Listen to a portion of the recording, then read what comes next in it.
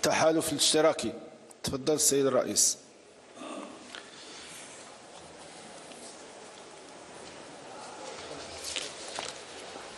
شكرا سيد الرئيس.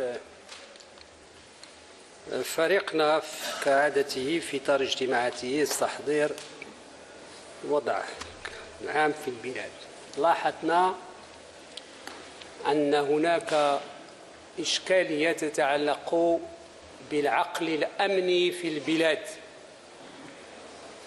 إشكالية نعتبرها بدرجة كبيرة من الخطورة وتستدعي منا الانتباه حتى لا تتكرر، وأن ندعو أو ندعم التقدم في مجال الأمن، خصوصا لما يتعلق بالأمن الداعم للمجتمع والحامي له.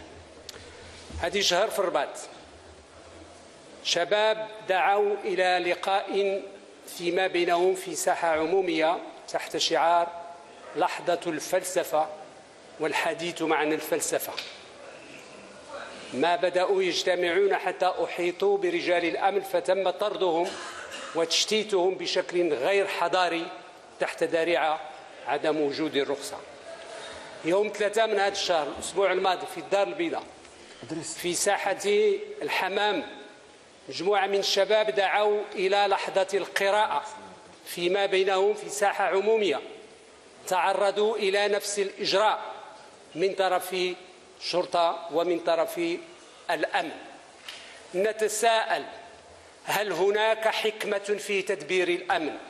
هل نعي عواقب تشتيت الشباب ومنعهم من ممارسة حق من حقوق في الثقافة لما تكون المبادرة حضارية واردة من الشباب يساء فهمها بشكل لا مبرر له؟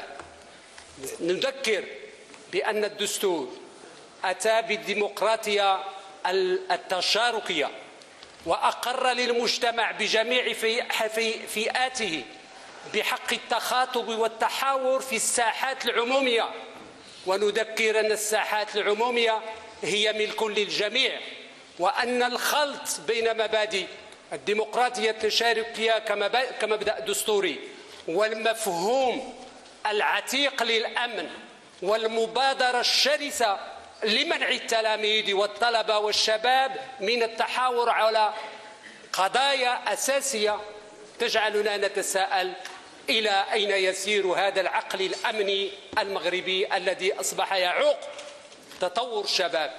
ندعو إلى المرونة، ندعو إلى تقديم المساعدات وحماية هذا النوع من المبادرات، ندعو الجماعات المحلية إلى إعداد الفضاءات العمومية لتؤدي وظائفها في التربية المجتمعية حتى تكون الديمقراطية التشاركية تجد مجالا لها للتطبيق داخل مجتمعاتنا. وشكرا.